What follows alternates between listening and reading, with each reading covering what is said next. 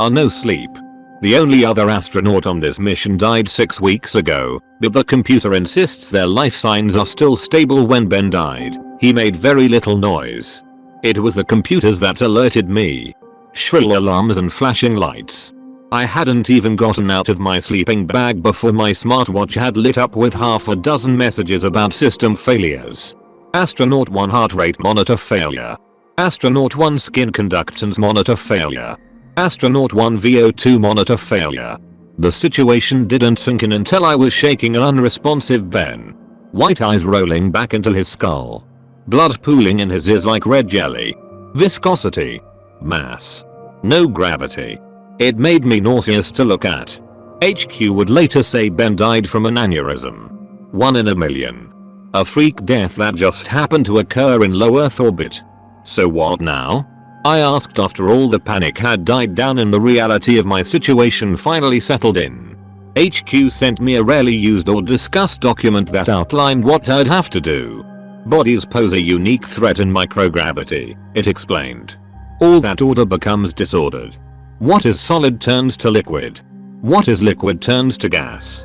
First thing I needed to do was to put Ben's body somewhere that had no oxygen and was freezing cold. Somewhere he would pose no danger to himself or me. Isolated, but easily retrievable. The conclusion was obvious. I knew what they'd suggest before I even reached that part of the booklet.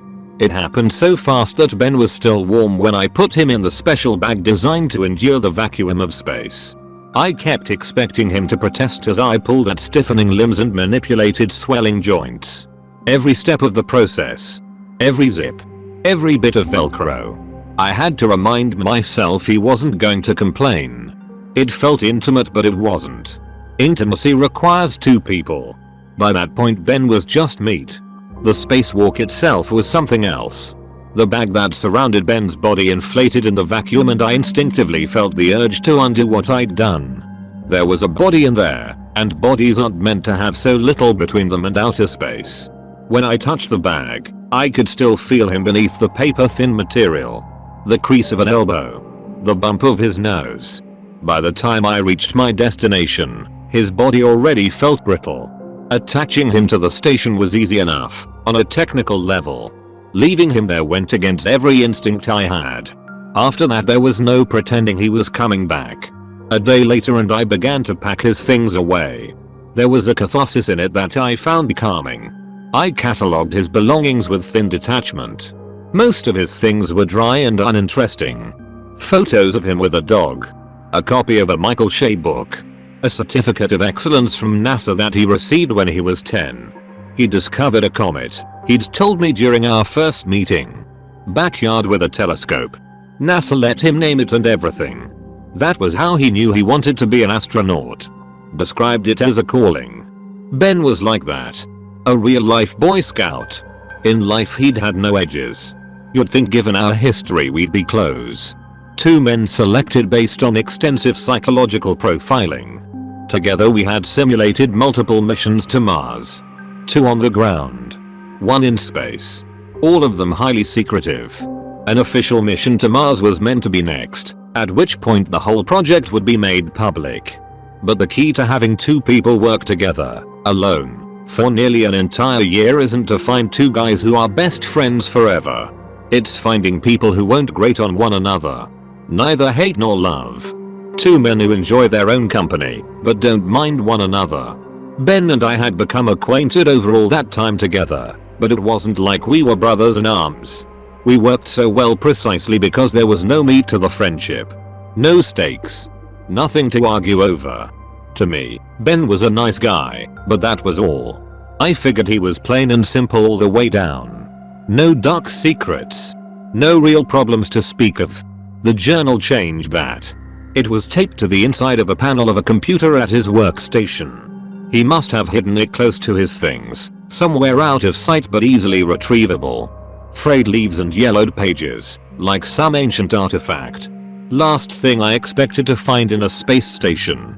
I almost mistook its leather cover for some sort of personal Bible, the sort of well-worn tome held up by a preacher making exclamations about the devil, but its insides were handwritten, and hardly in keeping with the Bible.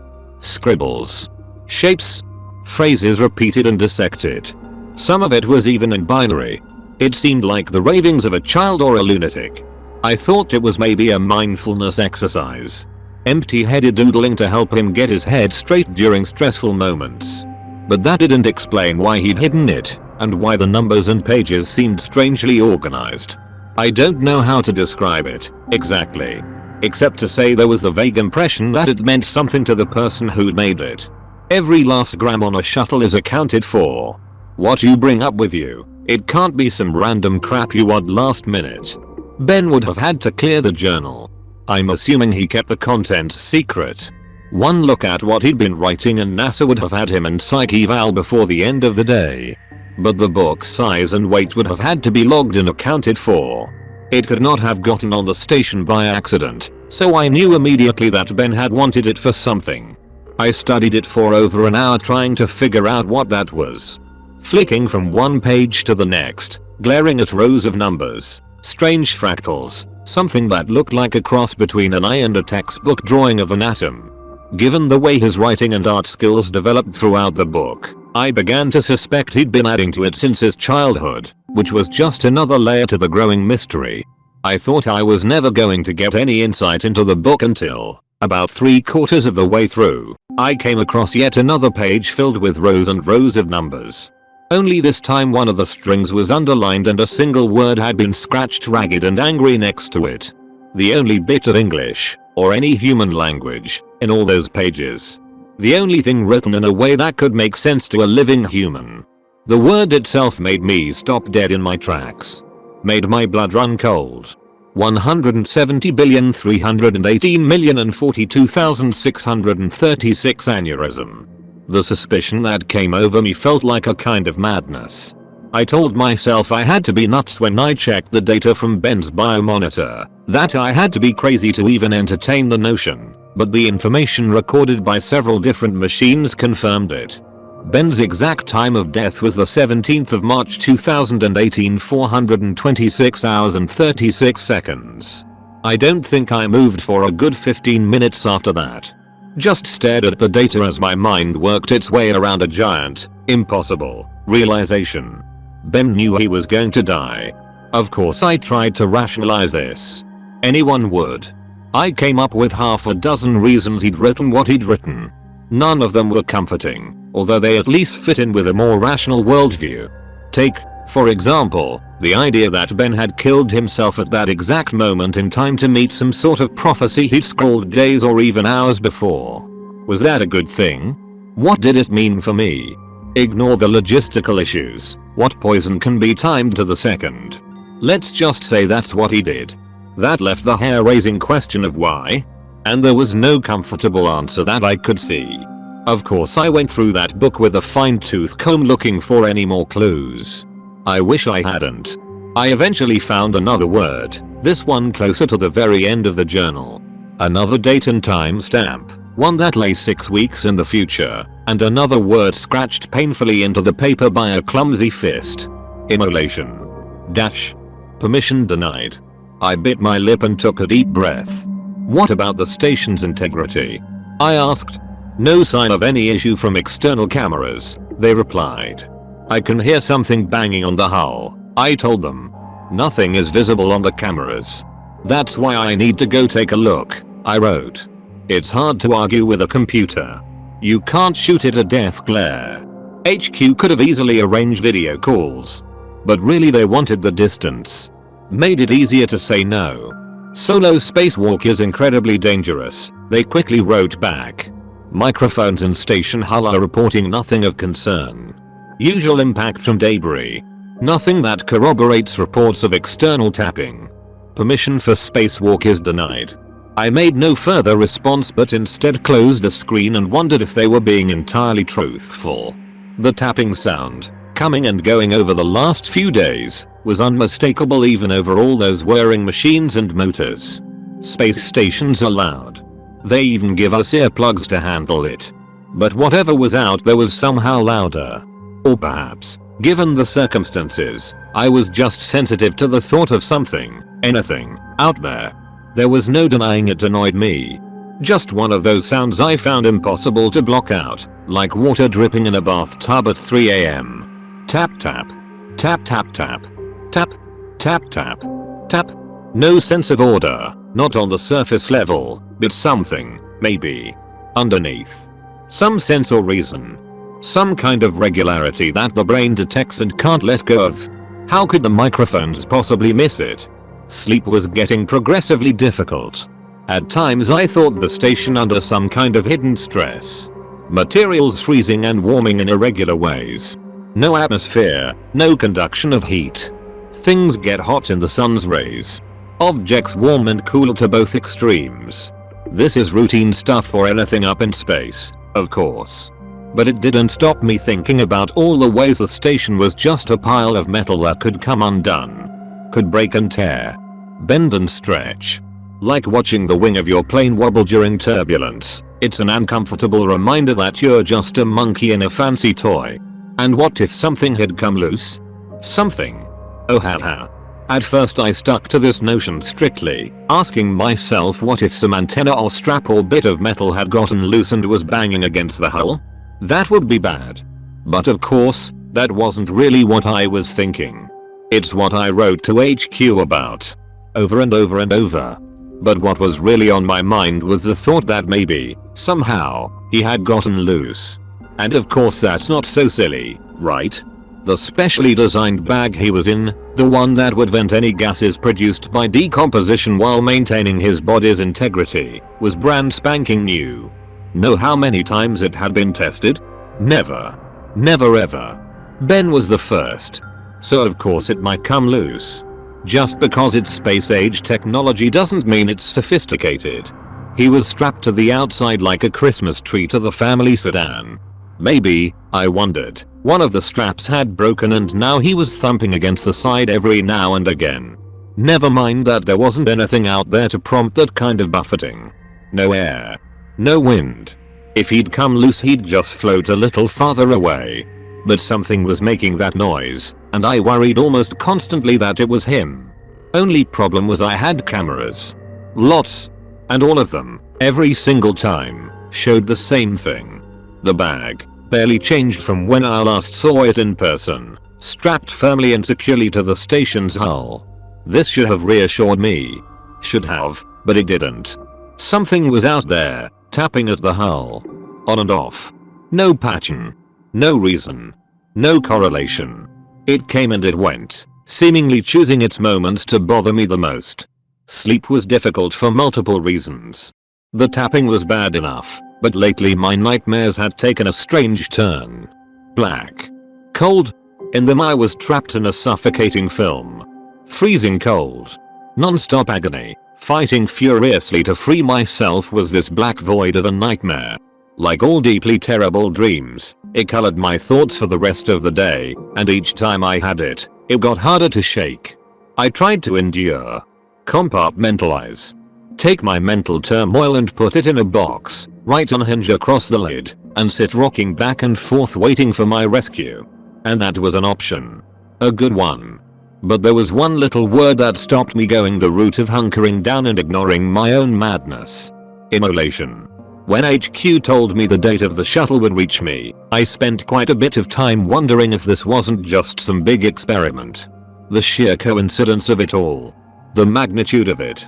They'd sent me the message and the subject line had 3 exclamation points, like the communications officer on the other side couldn't wait to deliver good news for once. Let their professionalism slip. They'd finally arranged a shuttle to retrieve me after it was done dropping some guys off at the ice.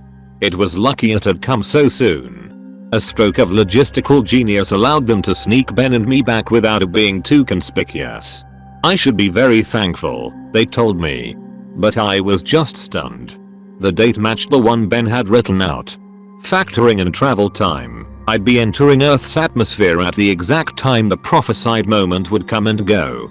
Ripe for an error, a misplaced heat pad, a mistimed thruster, something, anything, to go wrong and leave me plunging to my death in a burning metal tube. Ripe for immolation. If it wasn't Ben out there tapping away, I wanted to know. I needed to know. I was a rational man. A skeptic. I did not believe the natural world would produce a man that could predict his death down to the minute or the second. Nor did I believe he could predict mine. But I am only an animal. I am made of meat. Vulnerable. A raw nerve in a world of jagged rocks. And I am risk averse. That word. Immolation. Not random. Not chance. Up in the void surrounded by pure oxygen, fire was a constant risk. Ben's little numbers loomed large in my mind. I had to make sure everything was in place. Had to make sure there were no errors. If it was a prediction, which I refused to accept at face value, then maybe I could take heart from it. What could Ben do in the face of an aneurysm? Nothing. But immolation. Fire. An accident. That sort of thing could be avoided. Just so long as everything was in working order. Just so long as everything was where it was meant to be. What did HQ know? Cameras and remote operators. Not enough. No one else was in that tin can except me. Why even have humans in space if you wouldn't trust their instincts and judgments? I needed to know what was making that noise. I needed to get out there. HQ caught on too late. I was inside the suit, the airlock cycling by the time they realized. I chose my timing well. Halfway through my maintenance shift. Told them I was taking a look at the suit, make sure everything was in order.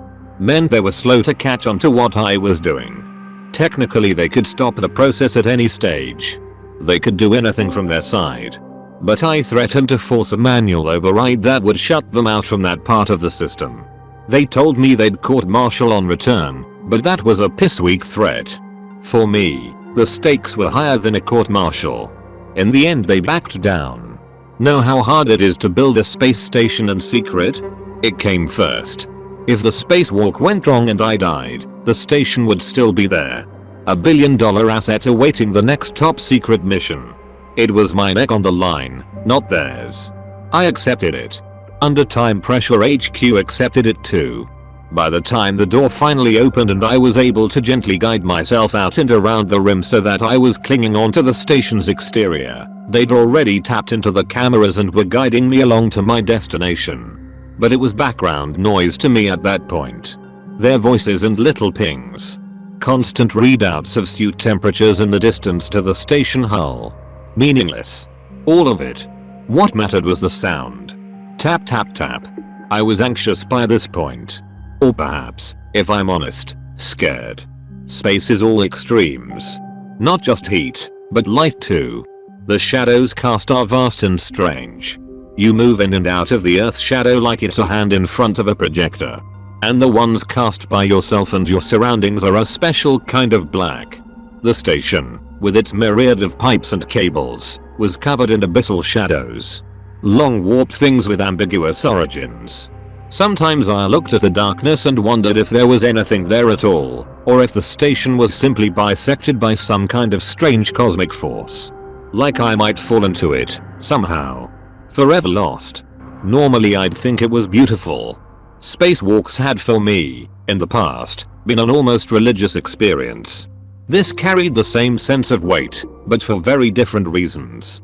I felt watched. Something I tried to ignore but it got harder and harder. Kept looking over my shoulder. Kept overthinking every little bump and vibration I felt on the station's hull. By the time I reached the place where I had strapped Ben's body I was close to a panic attack. That whole part of the station was covered in darkness. The kind where I couldn't see a damn thing. It was only HQ's voice telling me I'd reached my destination that let me know Ben was lying just a few feet from me. Under their direction I found him. And when my light fell upon the bag itself I saw the metallic fabric glitter with ice. Touching it, I felt Ben's frozen body inside. Hard as rock. I gave him a nudge and he didn't move an inch. The straps holding him in place were still there, firm as ever. What else could be causing the sound I asked? There is one option. The nameless voice on the other end sounded reticent, but that had been the default since Ben died. HQ always sounded like they were holding something back.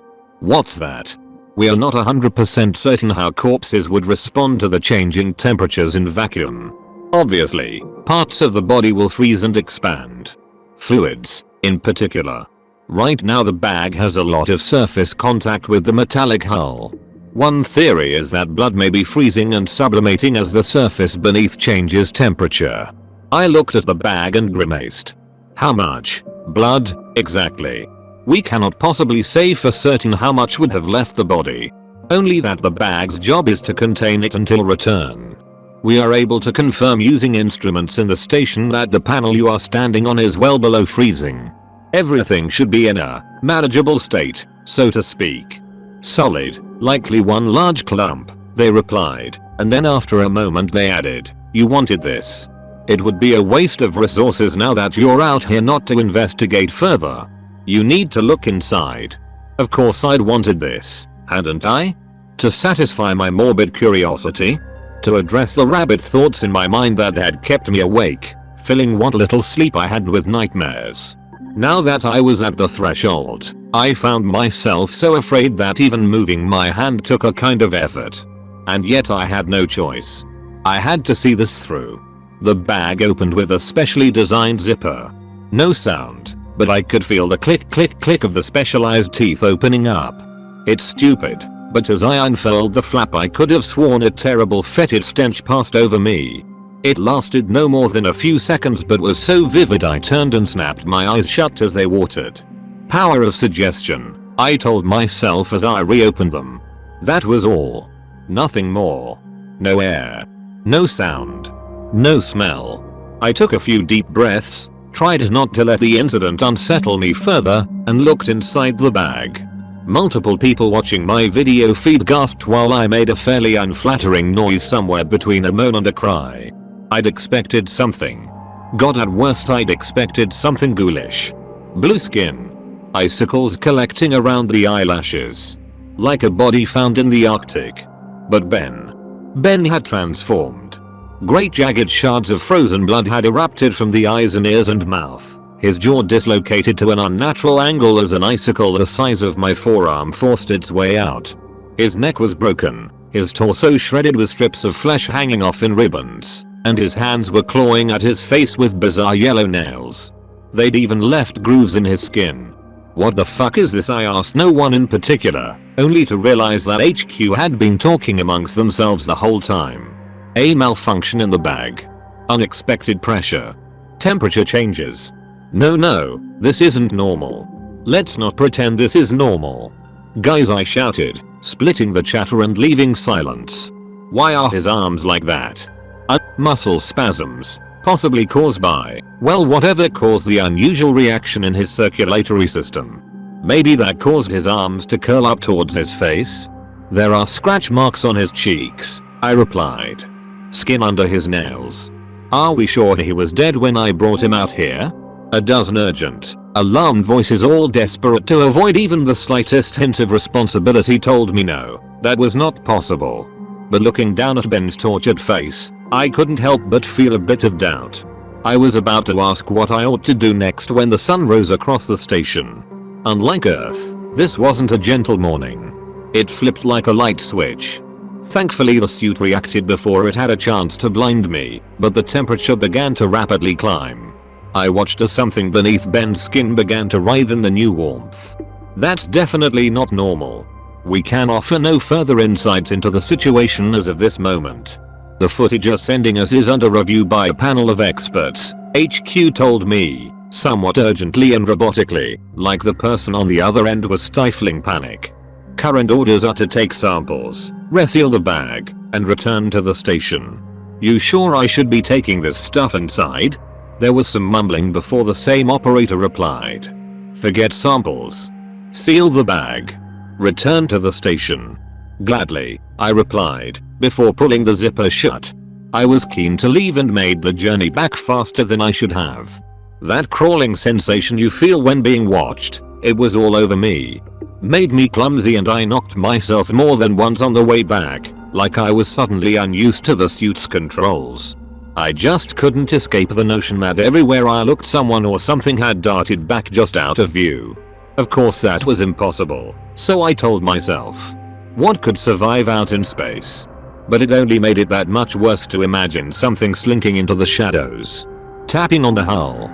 Stalking me every step of the way back. When I finally reached the door, the tension inside me rose. If something was going to happen, it would happen now with my back turned on infinity. I had never felt so vulnerable. Reynolds. The sound made me jump. I'd been so focused on my surroundings I'd forgotten I was being supervised by a room full of people 1,000 of miles away. What is it?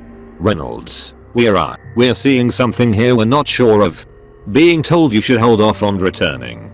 Something about the voice on the other end made my stomach sink. They didn't just sound confused, and make no mistake, when you're clinging to the side of a station all on your own, confused would have been bad enough. But no, there was something else. Fear. There's an anomaly, they added. No one down here knows how to proceed. We're currently seeking input from higher ups. This is unprecedented. What's going on? It began with, well, signals from some of the biomonitors. Specifically Ben's. That last word hit like a truck. What? Yes. And the cameras are. At first we thought they were malfunctioning. It appeared as if Ben's bag was empty. And then, Reynolds, we noticed something. Something else. Guys, what's going on here? I'm being told I can't say more. Just wait. I tightened my grip on the railing, my heart pounding. Finally the door cycled open and I was ready to disregard all orders when the man speaking to me from HQ practically screamed in my ear. Don't enter. Reynolds. Do not enter the station. What we're seeing on the cameras, you can't let that in. If something's out here, I'm getting to safety before it reaches me. Tap tap tap. I stopped. My brain processed. I'd heard that. I'd heard something in the vacuum of space. I looked around at my hands, my feet.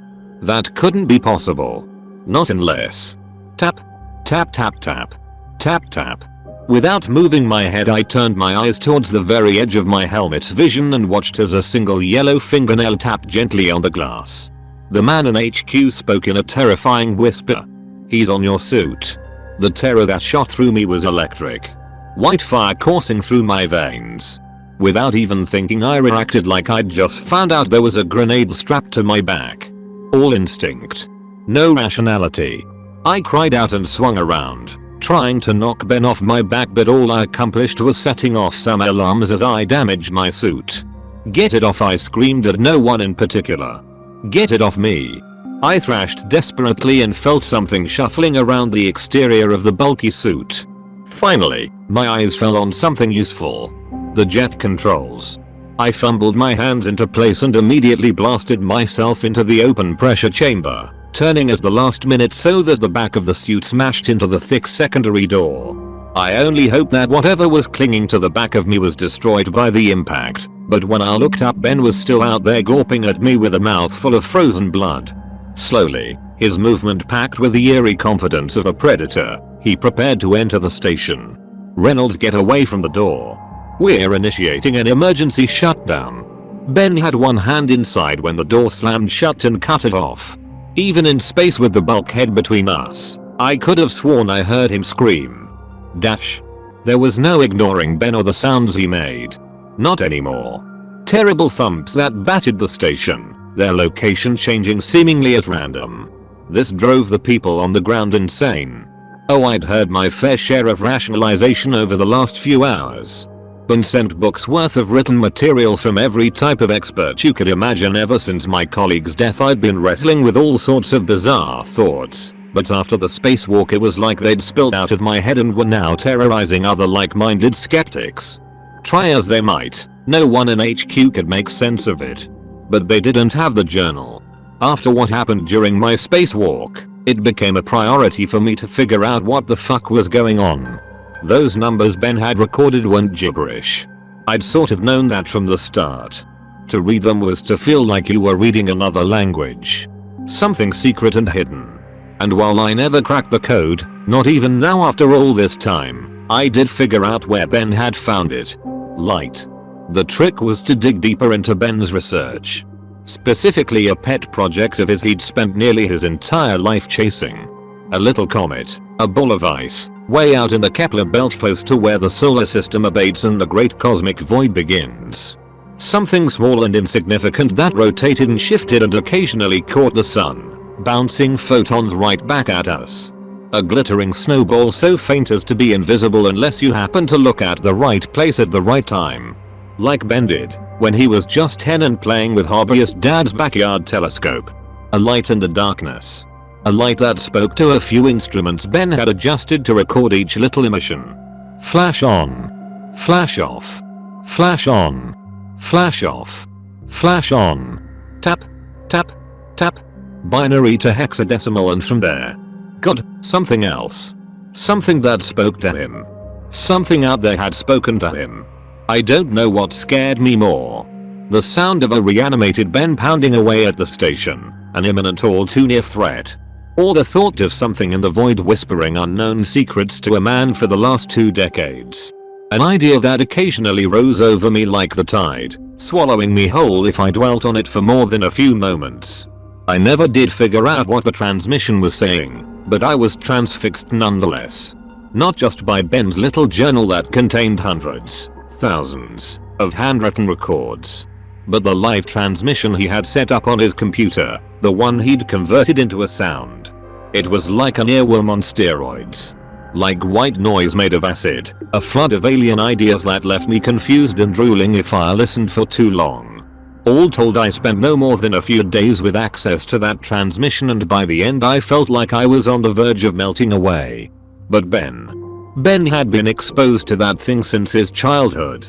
Spent years and years listening and recording and waiting, working towards something none of us could really hope to understand. I had to assume that transmission was responsible for his death, and even worse, what had happened to him afterwards. Had it always been the reason for his coming to space? Had the Ben I'd known just been a sham? The sound, the light coming from out there. It felt wrong. It wasn't a gentle lull or a siren's pull. It was dark and overpowering. Why had he given into it? Why had he done everything it wanted? How much of his life had been lived because of its needs and wants? One thing I could be sure of as I spent days listening to Ben's furious rampage on the exterior of the station, whatever had spoken to him, it was hostile, and it couldn't be allowed to come back with me. Reynolds, I'm being told this is going to be a bit of unconventional pickup. I scoffed as I finished suiting up. That was an understatement. What did they tell you? I asked as I pulled the helmet down and initiated the door's opening sequence. There are concerns about contamination, the pilot told me. Not sure what that means. Didn't say if it was biological or chemical. All sounds a little weird if you ask me. But when meant to pick you up mid-spacewalk. Is that right? Yup, I replied. Huh.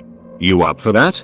We're told we can come about 200 meters away, but you'll have to close the rest with the suit's thrusters. Gonna be something else for you. Untethered journey from one vehicle to the next. It's never been done before. I'm well aware of the risks, I said. Just keep your eyes peeled. This time it was his turn to scoff. For what, he cried. You'll know it when you see it.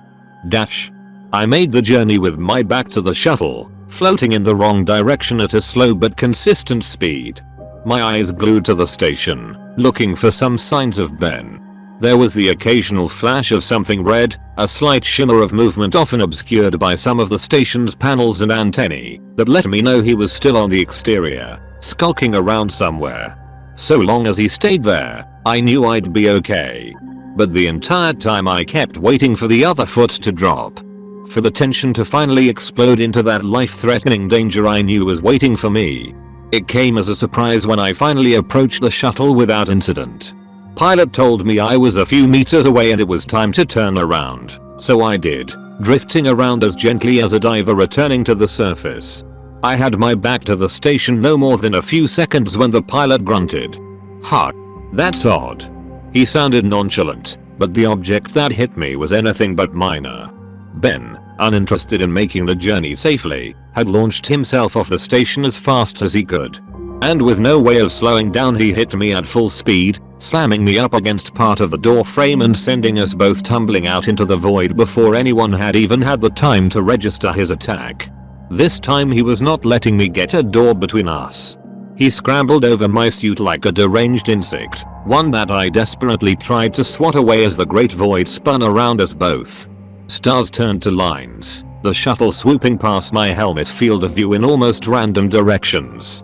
It was sickening and terrifying, and I hoped to God I'd be able to correct the spin before it got out of control, but all of that came second to the monster who was clinging to my suit. At some point he crawled around in such a way that I got a good look at him, the first in a few days. It was up close. Personal. Even with the helmet's glass between us I could make out such stark and startling detail that I momentarily froze in terror, aware only vaguely of the pilot's panic transmissions. Jesus Christ, what the fuck is that thing? Reynolds, you need to get yourself stabilized. Much further and we won't be able to help. And whatever you do, you need to know, that fucking thing isn't coming aboard this shuttle. I wanted to reply but I was busy trying to get an arm between me and Ben, who was now a profusion of jagged red crystals of varying sizes. Some as big as kitchen knives, others like sewing needles. A spacesuit's worst nightmare. A puncture wouldn't lead to the immediate decompression you're probably thinking of. Instead I'd have a few moments at most before the air enveloping the suit dissipated, and after that my lungs would collapse, my blood would start to boil, and the water inside my eyes, nose, ears and other soft tissues would vaporize and try to escape. Like frostbite on fast forward. But punctures weren't my sole concern. I knew I had to stop Ben's hands getting a grip on the helmet.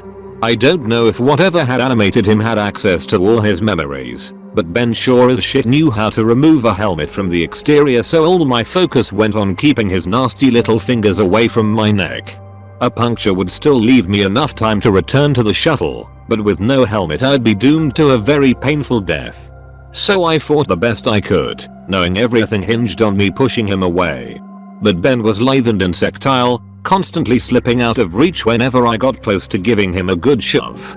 His fingers could easily find purchase on the suit and its many little greebles, while I was basically wielding oven gloves that offered no dexterity.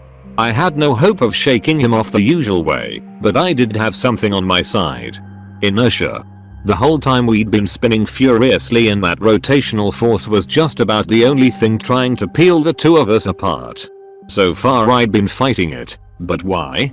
I realized at the last moment I had one option left, so I jammed half thrusters on and decided to make the nearly out of control spin much worse. Normally an uncontrolled spin is one of those nightmare scenarios any astronaut dreads. Humans are irregularly shaped, and once you start rotating along more than one axis, applying more force is likely just to make it worse. Correcting takes a huge amount of experience and insight, and even then there's no guarantee you can stop it.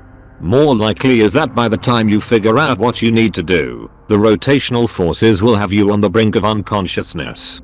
And from there death is just a stone's throw away. For me it was the only chance I had. So I accelerated the spin, and kept accelerating, holding the button down until the forces at play pulled Ben further and further towards the front of the suit. That's where inertia wanted us.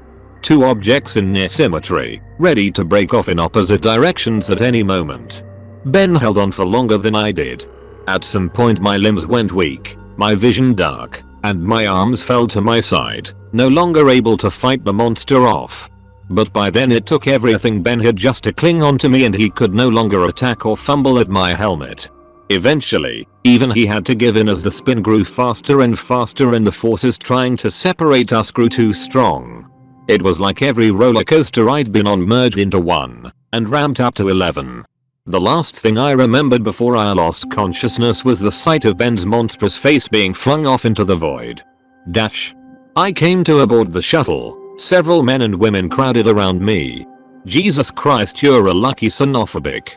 I groaned and made eyes towards the person who had spoken. It sounded like the pilot. Nice to put a face to the voice. I don't feel lucky, I gasped. You spun right towards us. We were already suited up and on our way. Timed up well. That suit was riddled with holes. Any later and we wouldn't have been around to catch you and get you into safety. As it is, pal, you're going home. Medical check shows no real issues. I think you're going to be okay. Where's Ben? The people around me shared a funny look before one of them realized. Benjamin Waitley? The other astronaut on board? Is that what? Who was attacking you? I nodded. Well, he's gone, they replied. If that really was your colleague, we're sorry. I feel like there's a story we're missing. I'll catch you up when I'm feeling better, I coughed. Well, whatever happened to him? He'll be re-entering Earth's atmosphere in the next hours, the pilot replied. What then, I asked. The pilot thought for a second. Human body on re-entry? He'll go up in flames. Immolation. Thanks for watching. Please press the like button if you enjoyed and the notification bell next to the subscribe button to never miss another video. Let me know your thoughts below. Bye.